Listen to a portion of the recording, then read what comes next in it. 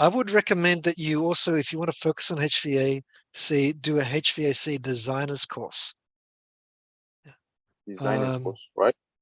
yeah, so that's because you've studied mechanical engineering, correctly? That's right. Yeah. So mechanical engineering is very broad, and it doesn't only just cover building services, because you would have done fluid dynamics, thermodynamics, mechanics of solids, mechanics of machines, uh, Yeah, that's all all that sort right. of Yeah, stuff. that's right. Lots of maths. Yeah, yeah. Yeah, But only a little bit of that is applicable to building services. So you've kind of got your thermodynamics, yes, your mechanics of fluids, yes. A lot of the rest, not really.